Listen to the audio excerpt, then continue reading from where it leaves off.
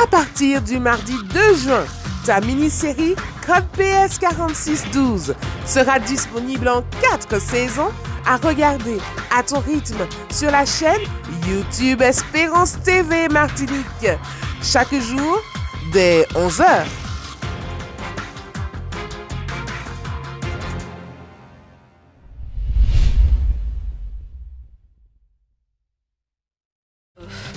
Bonjour Rama, bonjour Boissin, bonjour Moutachi.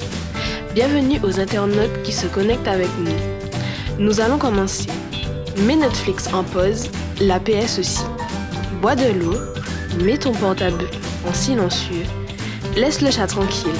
S'il y a trop de bruit, mets tes écouteurs. Et d'ailleurs, appelle ta famille à te rejoindre. Profitons ensemble, dans une atmosphère sereine, de cette expérience spirituelle. Ça y est, vous êtes prêts?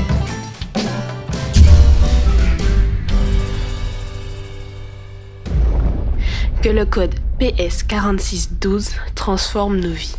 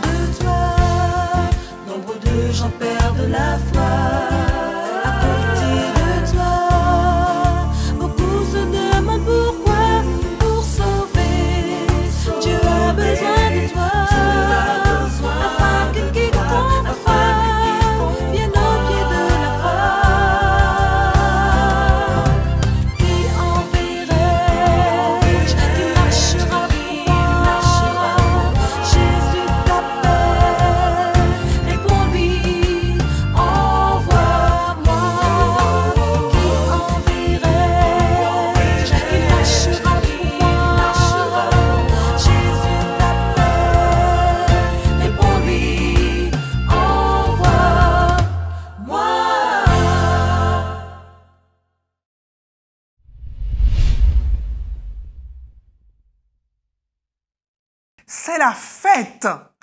Les départements de l'éducation et de l'aumônerie de l'Union des Antilles et Guyane française sont heureux de la réalisation de cette belle initiative de la semaine d'emphase spirituelle qui réunit les collégiens et les lycéens de son territoire. Je disais belle, et c'est le moins que je puisse dire. J'ajouterai qu'elle est de grande valeur, car elle ne vous rassemble pas autour d'une coquille vide ni d'une futilité, mais autour d'un best-seller et du best-seller, The Livre, autour de la parole de Dieu. Quel immense privilège vous avez! Quelle chance, chers jeunes! Vivez et savourez pleinement cette semaine. Ne laissez tomber aucune miette. Que cette semaine, qui se situe dans une période de crise chargée d'incertitudes, vous apporte non seulement le baume dont vous aurez besoin, mais aussi l'énergie qui vous permettra d'avancer et d'atteindre de la hauteur et de la profondeur. Je souhaite cette expérience porteuse pour chacun de vous, chefs d'établissement, éducateurs, parents, élèves, belle et bonne semaine d'emphase spirituelle à chacun de vous. C'est en effet autour de la Bible que tu découvriras les valeurs qui feront de toi le leader de demain. Et puisqu'en nous parlons de la Bible, adressons-nous à son auteur, notre Dieu, le Créateur. Prions donc. Seigneur notre Dieu, quel délice de pouvoir, dans ce contexte-là, s'adresser à toi. Pour la première fois, tu permets aux élèves de la Guadeloupe et de la Martinique, ainsi qu'à l'ensemble du personnel, de vivre une expérience spirituelle en ligne. Merci d'avoir inspiré ce projet à toute l'équipe et permet que chaque élève puisse te redécouvrir qui tu es dans sa vie et ton désir de le voir réussir sur le plan des études, sur le plan professionnel, sur le plan social et manifestement sur le plan spirituel. Réponds donc au cours de cette semaine aux besoins de chacun et que chacun ait du plaisir, non seulement à te redécouvrir, mais à être ensuite en bénédiction à ceux qui les entourent. Que ton nom soit béni et que cette expérience te magnifie au nom de Jésus. Amen.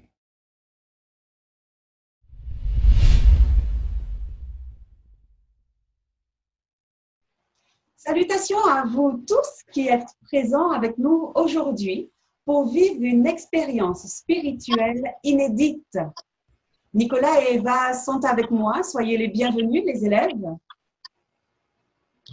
Bonjour.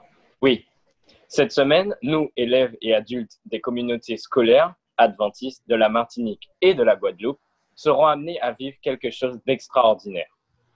Une expérience de foi, une expérience de partage, une expérience relationnelle avec Dieu et les uns avec les autres. Nous commençons avec cette séquence « Je suis là pour toi ».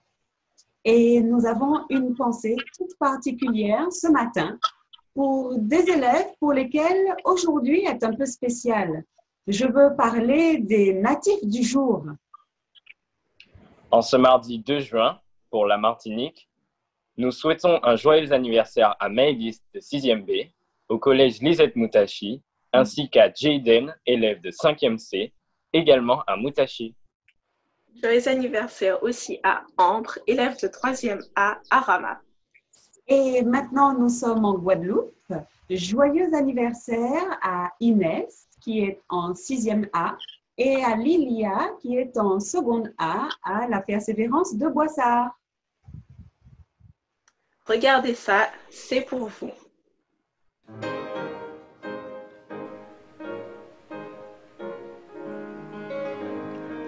Aujourd'hui est une journée spéciale.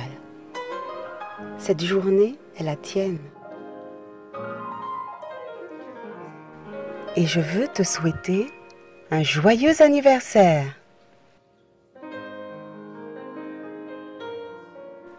Des milliers de petits bonheurs, beaucoup de rires,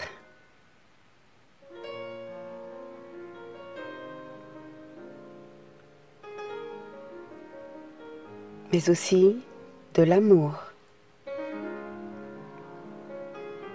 du succès dans tes projets,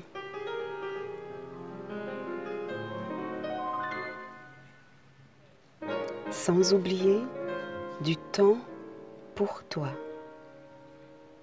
Par-dessus tout, une pleine confiance dans le Seigneur et une relation profonde avec lui.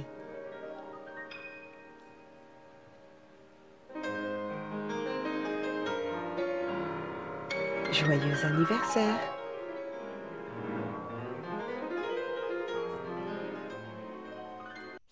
Alors, Maëlys, Jayden, Ambre, Inès, Lilia, que le Seigneur vous comble de ses bienfaits et que vous appreniez à compter sur lui chaque jour. Et retenez bien ceci. L'Éternel des armées est avec vous.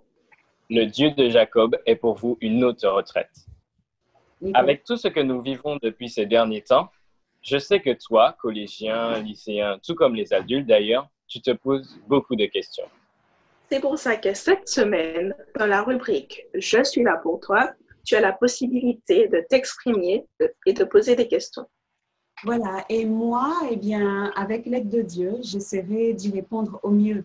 Ne reste pas seul avec tes questions, ne reste pas seul avec tes interrogations.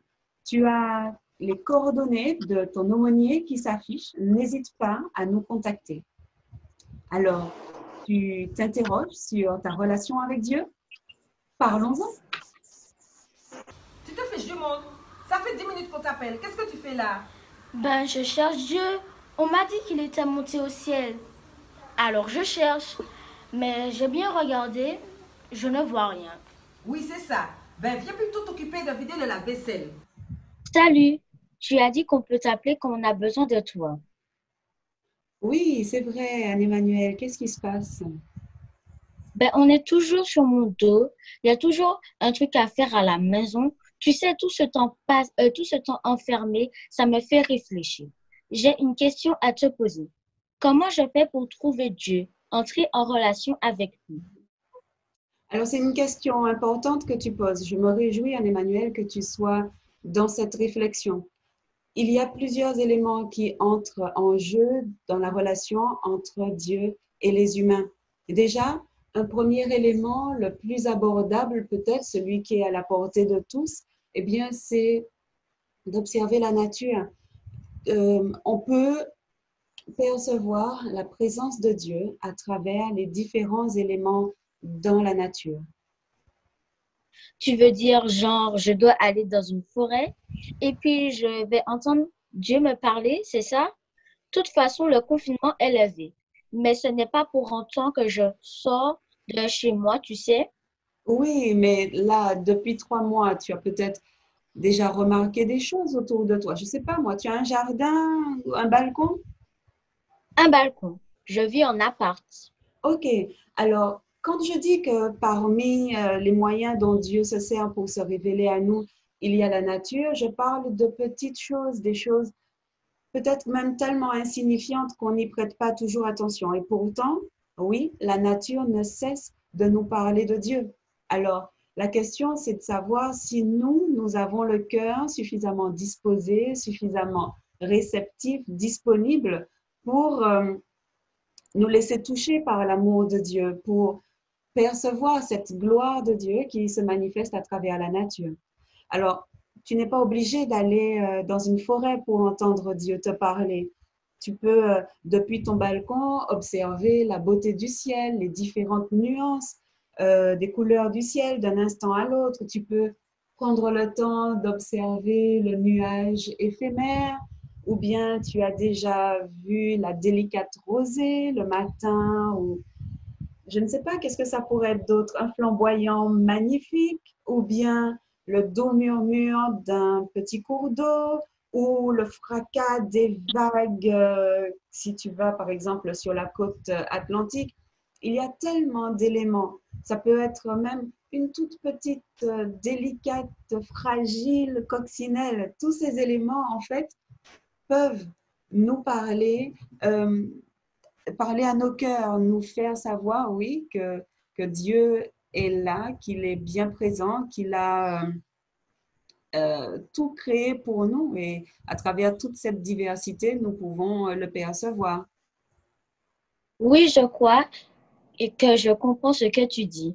Alors, par exemple, tu sais, je pense à une chose, il y a depuis quelques jours des petits oiseaux qui ont décidé de squatter ma véranda et puis ils sont en train d'amener des brindilles au fur et à mesure pour nicher. Alors au début, à chaque fois que je voyais des brindilles à terre, bon, ça me contrarie parce que ça salit. Et donc, comme j'étais un peu agacée, au début, j'essayais de les chasser et de les empêcher de nicher là. Et puis un jour, j'étais là sur le balcon et puis j'ai commencé à observer le va-et-vient. Et à tour de rôle, eh bien, les petits oiseaux ne se sont pas arrêtés de ramener des brindilles et toutes sortes de petites choses qu'ils trouvaient jusqu'à ce qu'ils aient terminé ce nid. Et pourtant, j'ai un chat qui n'arrête pas de veiller. Je pense que le chat doit être bien agacé aussi de tous ces allers-retours. Et malgré tout, ben, les oiseaux sont allés jusqu'au bout. Alors, je me dis, oui, qu'est-ce qu'on peut tirer comme leçon à partir de cette observation? Qu'est-ce que tu en penses? On peut dire que les oiseaux sont déterminés à nicher là. Oui, alors je suis d'accord avec toi. On peut voir effectivement à travers cette observation, eh bien, un exemple de persévérance, un exemple de prudence également. Et ce sont deux enseignements que l'on peut en tirer. Jésus, lui aussi, tu sais, quand il enseignait, il utilisait des éléments de la nature. Ça pouvait être les arbres, les oiseaux, la vallée, le lac, les montagnes, tu sais.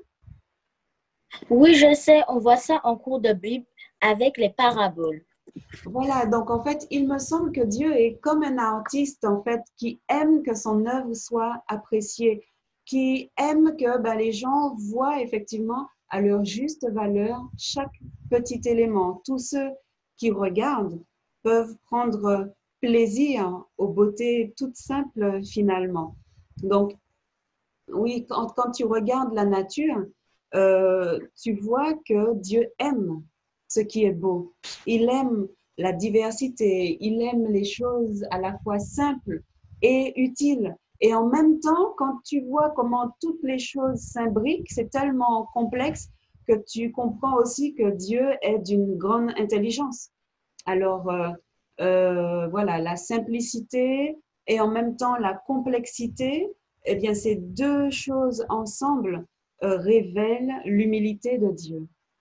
Anne-Emmanuel, toutes ces valeurs peuvent être les nôtres, la simplicité, l'humilité, la complexité des choses aussi, ne serait-ce que ton organisme, la façon dont il fonctionne. Alors, toutes ces valeurs que nous pouvons tirer de l'observation des éléments de la nature, elles peuvent être les tiennes pour cultiver un beau caractère à l'image de Dieu. Ok, Alors, je vais. attends, parce Je que tâcherai. Attends, parce que tu sais, tu peux prêter attention à la nature qui t'entoure, observer, écouter, et à partir du moment où ton cœur est bien disposé, eh bien, et c'est là où je veux répondre à ta question, c'est une façon d'entrer en relation avec Dieu. Alors, évidemment, ce n'est pas la seule façon, mais c'est déjà un premier moyen. Ok, je vais essayer ça. Je tâcherai d'être plus attentif à ceux qui m'entourent. Oui, alors comme je t'ai dit, ce n'est qu'un moyen pour entrer en communication avec Dieu et c'est un moyen qui est quand même assez limité puisque nous sommes dans un monde qui est… alors au départ, le monde a été voulu parfait par Dieu, mais à cause du mal, eh bien, on peut observer des marques de souillure, par exemple. Et malheureusement, dans la nature, on voit bien les effets du mal. Mais comme je te disais, des choses simples, des choses belles, c'est déjà un premier point d'ancrage dans ta relation avec ton Créateur. Alors, nous aurons probablement pendant la semaine l'opportunité de développer d'autres moyens pour trouver Dieu et entrer en contact avec lui. Donc, je t'invite à rester avec nous chaque jour, mercredi, jeudi, vendredi, pendant cette semaine d'expérience spirituelle spéciale que nous partageons tous ensemble. Ça marche, je te remercie. À bientôt. Ok, à bientôt, Anne-Emmanuel. Merci et que Dieu te garde. Chaque jour, nous concluons la séquence « Je suis là pour toi » avec un petit moment juste pour rire. Commençons par la devinette du jour. Quel est le point commun entre un chrétien et un magasinier? Un chrétien et un magasinier? Eh oui. Ok, le point commun entre un chrétien et un magasinier. Et vous, chez vous, vous avez la réponse? Et vous, vous avez la réponse? Je sais pas trop. Eh bien, c'est facile. Ils rayonnent tous les deux. Ah ouais. Il rayonne, ok, oui, le magasinier rayonne, ok, d'accord. Oui. Et maintenant, une charade. Eva te dit la charade, tu réfléchis à la maison, et si tu en as la possibilité, donne ta réponse à ton prof de Bible. Tu peux le faire en classe virtuelle, ou bien par Pronote, ou un autre moyen que tu as de joindre ton prof. Qui sait, ça pourrait te rapporter un bonus sur ta moyenne du 3e trimestre. Ah, monsieur Honoré. Tu es prêt? Mon premier est mon tout. C'est à la fois… C'est à la fois un petit travail, souvent pas déclaré, et un livre de la Bible qui traite de la souffrance humaine. Mon premier est quoi? Mon premier est mon tout. Ah, mon premier est mon tout. Ok, d'accord, Oui. d'accord. Et donc, c'est quoi? Tu as dit? C'est à la fois un petit travail, souvent pas déclaré, Ok. et un livre de la Bible qui traite de la souffrance humaine. Bon. Eh ben, je pense que les élèves ont matière à réfléchir. Et la réponse sera donnée demain à pareille heure. Très bien. Bon, alors à vos réflexions et puis n'hésitez pas, hein, si vous avez la réponse, à la donner à votre professeur, comme ça vous a été suggéré. Alors voilà, pour nous, c'est ainsi que cette séquence se termine. Mais toi, tu restes connecté parce que ce n'est pas fini. On enchaîne avec la rubrique « Tu comptes pour moi ». Mais juste avant, apprécions un chant qui nous est offert par les élèves de la cité scolaire La Persévérance de Boissard en Guadeloupe. Nicolas et Eva, merci de votre contribution. Merci à vous. Merci. Mon seul abri, c'est toi. Toujours mon cœur te chantera, car tu me délivres et chaque fois que j'ai peur, je m'appuie sur toi. Je m'appuie sur toi. Et dans ma faiblesse, le Seigneur me rend fort. Je m'appuie sur toi. Je m'appuie sur toi. Et dans ma faiblesse, le Seigneur me rend fort. Je m'appuie sur toi.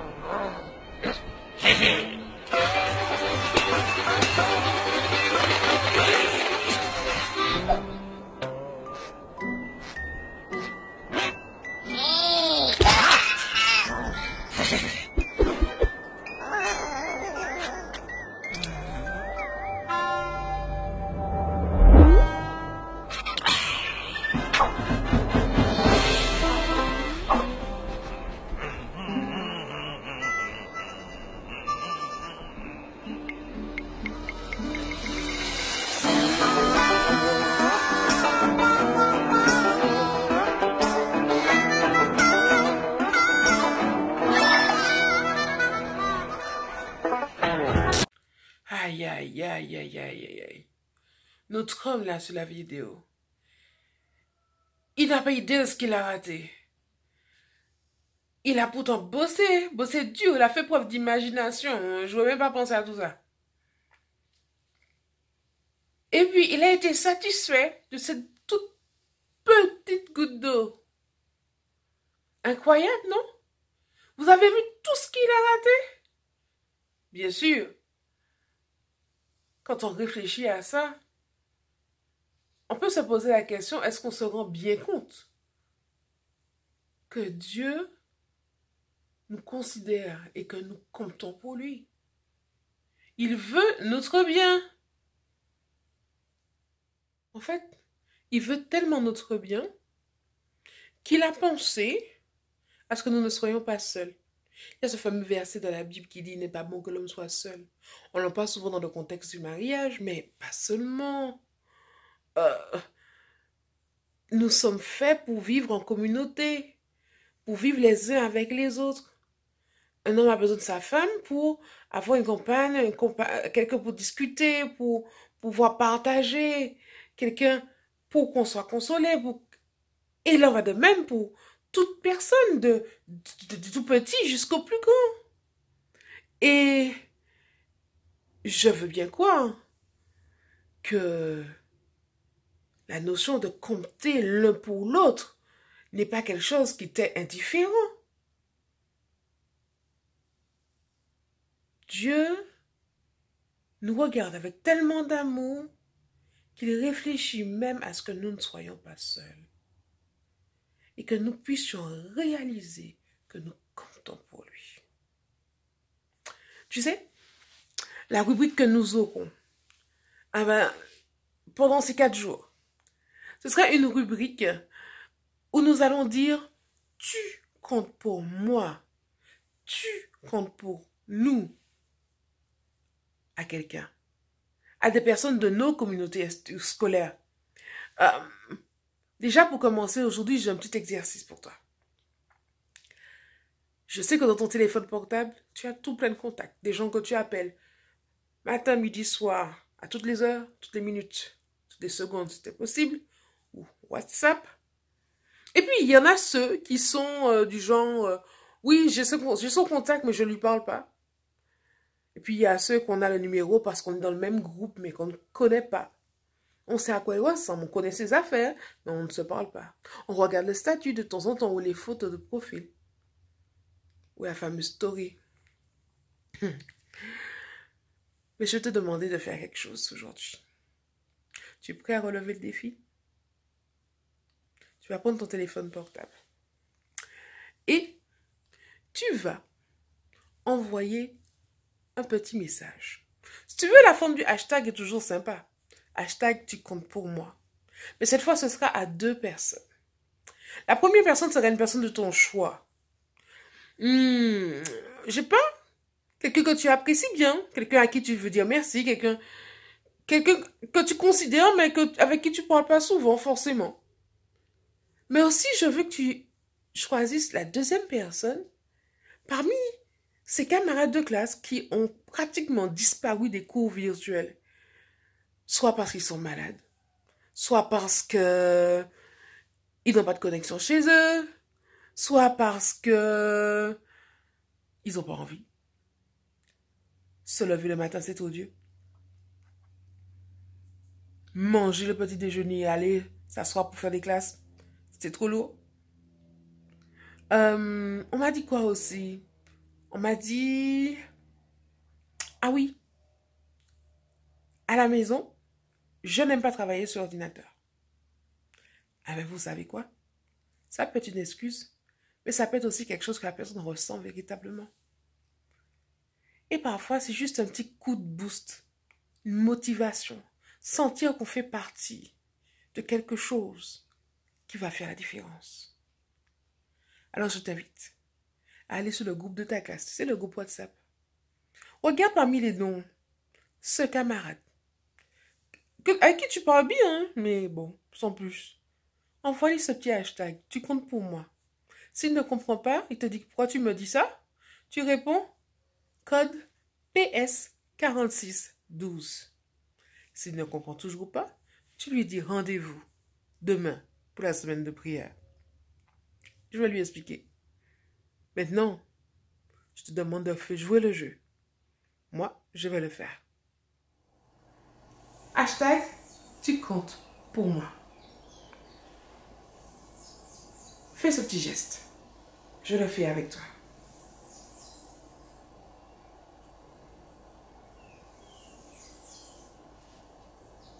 Ça y est, c'est fait. Moi, j'envoie un message à 2 personnes. Une personne qui a travaillé très dur, une adulte, et une personne qui a travaillé très dur, un jeune, pour cette semaine de prière. 2.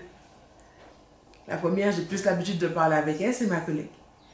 La deuxième, c'est un de mes élèves. Et je lui dis, tu comptes pour moi, et il se reconnaîtra.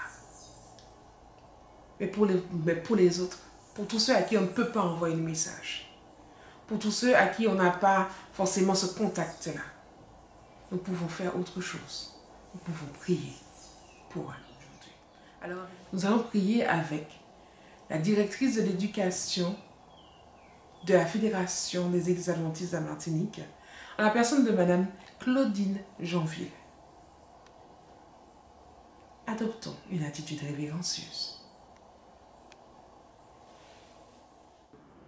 Ô Père créateur, Maître de l'univers, d'un regard, tu balayes notre planète Terre.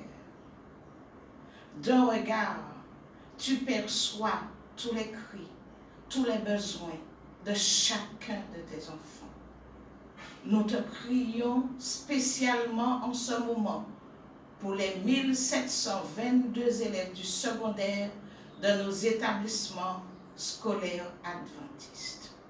Tu connais chacune de leurs familles.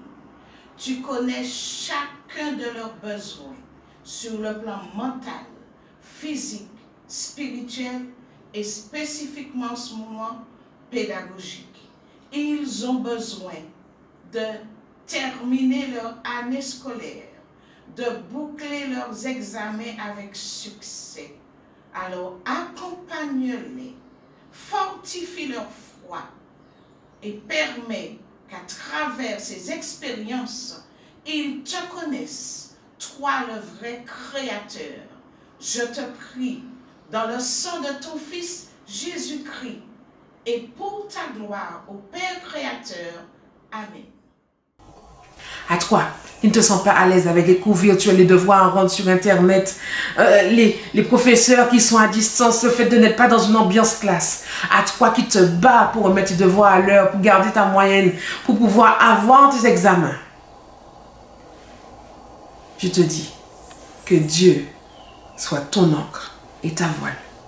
Écoute ce chant, il t'est dédicacé par Esther, élève de Rama.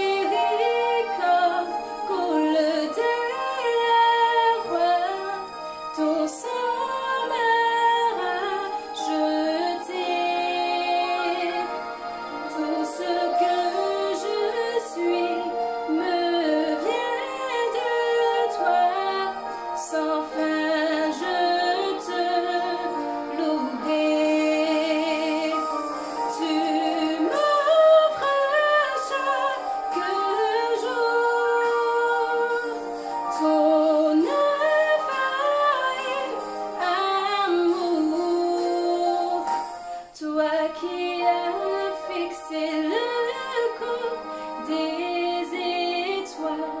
Sois mon encre, sois ma voix. Tu m'offres chaque jour ton aveugle amour. Toi qui as fixé le cours des étoiles, sois mon encre, sois ma voix. Sois mon encre, sois ma voix. Sois mon encre, sois ma voix.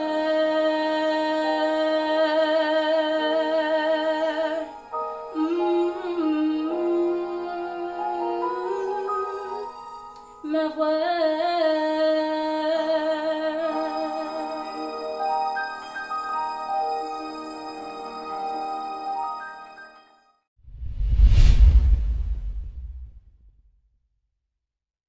Depuis le 16 mars, j'ai été confinée et je ne suis jamais sortie de la maison. Aujourd'hui, au mois de juin, ma mère me demande d'aller faire les courses au supermarché. N'étant pas habituée avec les gestes barrières, porter le masque et la distanciation physique, je pense que j'ai de plus en plus peur juste à l'idée d'y aller. Comment dois-je faire? Bonjour, cher élève. Comment vas-tu? Je vais te parler en premier lieu de ce qu'est la peur. C'est une émotion.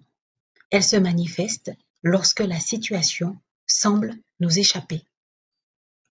La peur a comme but de nous protéger. Elle est nécessaire à la vie. Par exemple, s'il y a un chien menaçant qui nous fait peur, nous allons tout faire pour monter à un arbre pour nous protéger. Lorsqu'on a peur et que cela crée une situation stressante, c'est le corps qui se met en alerte. Le cœur bat vite, beaucoup plus. La respiration est plus rapide. On sent que l'on manque d'air ou bien on transpire en abondance. La peur est normale et crée une situation de stress qui est normale, car cela nous permet de chercher à mettre en place des éléments pour surmonter la situation difficile. Ce qui est problématique, c'est la répétition ou l'intensité de la peur qui peut nous empêcher d'agir et la non-adaptation à la situation. Elle peut devenir gênante pour notre vie, même paralysante. Et ce n'est pas ce que nous voulons pour toi, cher élève. Nous ne voulons pas que la peur t'empêche d'agir, de vivre, de t'épanouir, t'empêche d'être heureux, heureuse ou d'être en relation avec ton entourage. Alors, il est important de bien identifier les causes de ta peur et la situation qui te crée du stress et de la comprendre, bien entendu.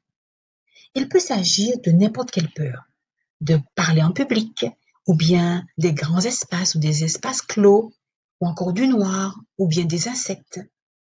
Mais plus tu sais ce qui te fait avoir peur et ce qui te crée du stress, mieux tu peux mettre en place des moyens pour faire disparaître ou bien faire diminuer l'intensité de la peur. Souvent, les peurs viennent de l'inconnu. Elles sont irrationnelles et font partie de l'imaginaire. Donc, plus on sait comment fonctionnent les choses, moins il y a de place pour les peurs. En fait, qu'est-ce qui te fait peur vis-à-vis du fait de sortir? Serait-ce être seul dans la rue? Serait-ce ne plus être avec ta famille et ne plus la revoir? Serait-ce la peur d'être touché au contact par d'autres personnes? Alors, documente-toi, renseigne-toi sur le sujet. Renseigne-toi comment cela fonctionne. Comment est-on contaminé? Comment les gestes barrières sont efficaces? Mais attention, préserve-toi en ne t'imprégnant pas trop de tout ce qui est dit dans les médias. Ce serait faire de la surinformation et cela, ça cause du stress. Ou encore, Tu peux exercer chez toi les gestes barrières. Tu peux également parler de ton ressenti à un tiers, à tes parents par exemple. Tu sais, ce ne sont pas des ennemis pour toi.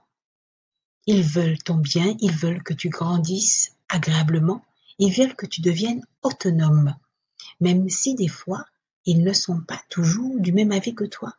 Ils ne te veulent pas du mal. Tu peux leur parler. Tu peux également parler à un ami, à un proche de la famille ou un professionnel. Ainsi, en groupe, tu auras une solution, celle d'être accompagné, mais en tout cas de ne pas te retrouver tout seul avec ta peur. Mais encore, tu peux pratiquer la respiration lente pendant 10 minutes. Inspire, expire. Et également, tu peux procéder par étapes de manière progressive. C'est-à-dire, dans ce cas précis, aller premièrement à un pâté de maison, ensuite le lendemain à un autre pâté de maison et de plus en plus loin jusqu'à atteindre ton but, le supermarché. Quand tu fais des progrès, sois bienveillant envers toi-même. Félicite-toi, encourage-toi, souligne tes progrès, souligne tes réussites. Ainsi, ton estime de soi sera fortifiée. Car tu seras fier de toi, oui, tu seras fier d'avoir réalisé quelque chose. Quand tu remportes une victoire, ta confiance en toi est fortifiée. Tu peux ainsi remercier le Seigneur qui te permet de remporter la victoire sur la difficulté. La Bible dit, dans 2 Corinthiens 3, verset 5, « Ce n'est pas à dire que nous soyons par nous-mêmes capables de concevoir quelque chose, comme venant de nous-mêmes. Notre capacité, au contraire, vient de Dieu. » Voilà, cher élève, je te dis au revoir, te souhaite une bonne journée et te dis à demain, Dieu voulant.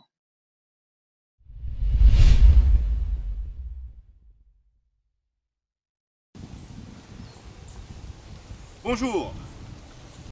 L'homme que tu viens de voir est Pasteur Kervin Sully de la Martinique. C'est lui qui s'entretiendra avec nous pendant la 4e rubrique de notre programme. Sois à l'écoute. À bientôt. Bonjour. J'ai reçu ce matin une invitation. Mais je me rends compte que pour la lire, il me faut un code. Un code que je n'ai pas. Cette invitation me rappelle une histoire que vous devez sûrement connaître. Histoire que nous trouvons dans Matthieu 22, les versets 1 à 14. Et cette histoire, je pense que vous et moi, nous allons, pendant ce court moment durant cette semaine, voir ensemble et revoir cette histoire que nous avions si bien étudiée, vue, revisitée pendant l'année scolaire. Alors, vous venez avec moi? On y va. Épisode 1. Dans cette fameuse parabole, un roi a son fils qui se marie. Et pour célébrer ce mariage, que fait-il? Il envoie des invitations à des amis, à des personnes importantes, dans le but que ces personnes viennent à ce mariage, à cette réception. Par exemple, nous avons la famille royale, Harry et Meghan, qui se sont mariés il y a de cela quelques années. Lors de ce fameux mariage princier, non seulement les télévisions étaient présentes, mais la cour a envoyé 1200 invitations à des anonymes. Des personnes de différents coins du royaume ont été invitées pour participer à cette célébration. Des personnes qui non seulement ne penseraient jamais qu'elles pourraient être invitées, et pourtant elles ont reçu leur invitation. Une marque de la royauté envers ses citoyens britanniques afin qu'elles aussi, elles puissent bénéficier de ce moment fabuleux. Parmi ces 1200 invités, Europe 1 nous rapporte l'histoire de Kimberley. Kimberley qui est investi dans cette association qui a pour but la rénovation d'une ancienne gare dans le nord de l'Angleterre. Elle nous rapporte que lorsqu'elle a reçu cette invitation, non seulement elle fut joyeuse, mais un peu sceptique, se demandant pourquoi elle? Pourquoi elle? En tout cas, nous savons que la cour a reconnu son investissement dans ce travail qu'elle faisait. Et la cour a voulu marquer ceci en l'invitant, en l'honorant par cette invitation, afin qu'elle fasse partie de cette célébration avec le prince. Imagine que c'est toi qui reçois cette invitation. Un jour, tes parents te demandent d'aller prendre le courrier, chose habituelle. Et là, alors que tu te diriges vers la boîte aux lettres et que tu l'ouvres, et que tu récupères les courriers, des factures, bien évidemment, ça ne manque jamais. Mais tu tombes sur une enveloppe qui ne ressemble pas aux autres, une couleur spécifique, et que tu constates qu'il y a ton nom écrit dessus. La curiosité te pousse à l'ouvrir, et en l'ouvrant, qu'est-ce que tu constates? Qu'une invitation t'est adressée, signée Dieu. Dieu. C'est qui Dieu? Dieu pour toi, c'est qui? Un tyran? Quelqu'un à qui on adresse des prières mais qui n'y répond jamais? Ou encore celui qui répond? Ou encore celui qui est en haut, mais il est bien là-haut et on ne sait pas du tout? Ou encore quelqu'un de mesquin, une personne dont on parle mais qui n'a aucune réalité dans ta vie? Qui est Dieu? Ce Dieu dont on parle, il est comment? Est-ce qu'on a peur de lui parfois? Est-ce qu'on a une image de lui, le fameux tyran ou encore un super-héros? Qui est Dieu? Celui qui contrôle tout, qui sait tout, ou bien un grand ignorant qui s'amuse simplement à nous faire croire à des choses qui n'existent pas? Qui est Dieu réellement pour toi? Et pourquoi toi? Quels sont les mécanismes qui aboutissent à un mouvement volontaire? Par exemple, ton téléphone vibre, tu le prends afin de pouvoir prendre connaissance de ce qui est dessus, si c'est un appel ou un message. Cela est donc la résultante d'une action volontaire de ta part. Pour aujourd'hui, voici mon prof d'SVT. À la question, voici la réponse. Dans le cortex cérébral, c'est-à-dire dans ma tête, se trouvent plusieurs aires motrices qui sont spécialisées dans la commande de la motricité volontaire, autrement dit, du mouvement volontaire. Les mouvements effectués de façon volontaire mettent en jeu plusieurs organes. Tout commence dans le cerveau. L'imagerie médicale permet de visualiser les zones impliquées lorsqu'on effectue un mouvement volontaire. Le cortex moteur joue un rôle essentiel. À tout instant, il reçoit des messages nerveux provenant de différentes zones cérébrales. Le lobe frontal lui donne des objectifs à réaliser. Le lobe temporal lui rappelle quelle stratégie il a déjà adoptée pour planifier un mouvement. Et le lobe pariétal lui indique la situation du corps dans l'espace. L'intention d'effectuer un mouvement est donc déclenchée dans le cortex moteur. Des interactions très complexes avec d'autres zones du cerveau sont mises en œuvre. Les ganglions de la base et le thalamus interviennent pour rendre le mouvement harmonieux. Le cervelet joue un rôle primordial dans l'enchaînement et la durée des différentes phases du mouvement à réaliser. Le cortex moteur recrute certains neurones qui iront activer des muscles très précis. Chaque partie du corps est en effet prise en charge par une zone plus ou moins large du cortex moteur. Plus la zone est grande, plus la précision des mouvements est importante. Un neurone recruté dans le cortex moteur comporte un long axone qui se prolonge dans la moelle épinière. Il constitue une voie descendante pour les messages nerveux en empruntant la substance blanche. Pour transmettre l'information nerveuse qu'il véhicule, cet axone entre en jonction avec un neurone moteur dans la substance grise de la moelle épinière. Le neurone moteur peut recevoir d'autres informations nerveuses en même temps, provenant d'autres neurones. Il intègre toutes les informations nerveuses dans son corps cellulaire et engendre lui-même un nouveau message qui est alors acheminé jusqu'aux muscles. L'axone du neurone moteur se prolonge dans un nerf rachidien, en empruntant la racine ventrale. Le message nerveux parvient alors à l'extrémité de l'axone, c'est-à-dire à la jonction neuromusculaire, encore appelée synapse neuromusculaire. Il déclenche la libération d'un neurotransmetteur, l'acétylcholine. Cette molécule se fixe sur des récepteurs présents au niveau des fibres musculaires. Activées, ces fibres constituent une unité motrice. À l'intérieur, des myofibrilles glissent les unes par rapport aux autres. Ces déplacements engendrent un raccourcissement des fibres musculaires. Ce phénomène, répétée dans de très nombreuses fibres, est à l'origine de la contraction du muscle. Sa longueur totale diminue, ce qui tire sur les tendons qui le raccordent aux os. Une articulation est mise en jeu et le mouvement est réalisé.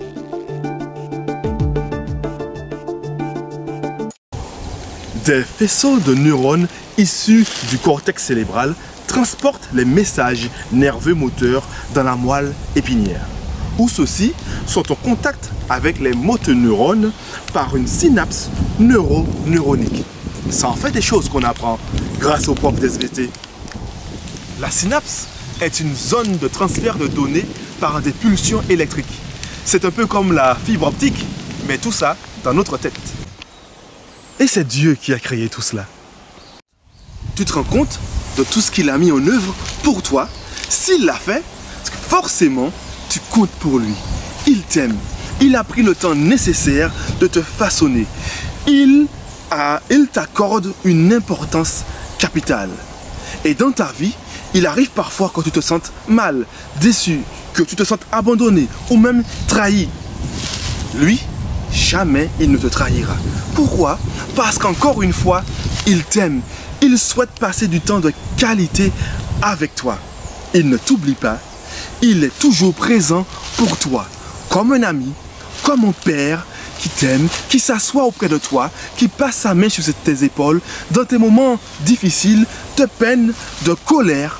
Il est là, toujours prêt à t'épauler, toujours prêt à t'écouter. Même lorsque tu en veux au monde entier, il t'écoute quand même. Pas de reproche, mais toujours, il te tend la main. Oui, il te tend la main parce qu'il t'aime. Et c'est pour cela qu'il te dit dans Jérémie 31, le verset 3, « Je t'aime d'un amour éternel et je te conserve ma bonté. » Oui, Dieu t'aime. Et son amour pour toi le pousse à t'offrir cette invitation afin que tu puisses être présent à cette fête qu'il a préparée pour toi. Tu es digne. Digne parce que c'est lui qui te rend digne. Quel que soit ton caractère, que tu sois quelqu'un de bon, de méchant, un menteur, un voleur ou quelqu'un de toujours serviable, quelqu'un d'indifférent, peu importe, tu es digne pour Dieu. Il t'invite parce qu'il t'aime. Et ton milieu social, que tu viennes d'un milieu où les cris, les crises de colère soient récurrentes, d'une famille où ça ne va pas bien, peu importe, il t'invite.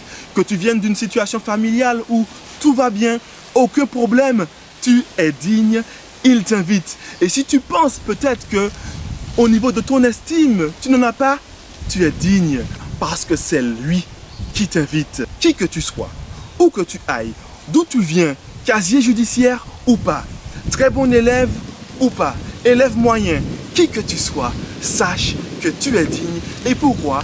Parce que c'est lui qui te rend digne et il t'invite. Il t'invite. Ce Dieu qui te rend digne veut te rencontrer. Et c'est la raison pour laquelle je t'invite à prier avec moi. Roi de l'univers, nous recevons ton invitation. Aide-nous à ne pas douter de ton amour. Amen.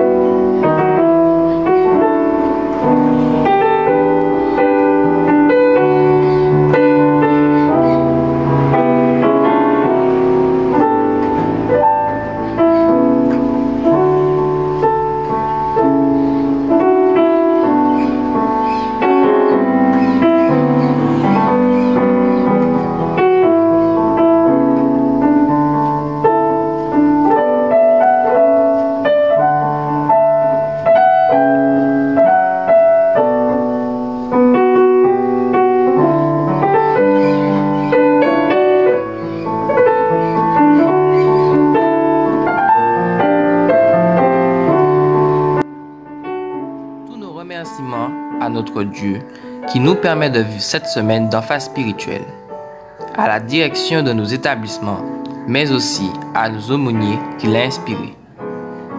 Merci aux élèves qui ont participé aujourd'hui et à demain, même heure, même chaîne. Dites-le à vos amis, le rendez-vous est pris.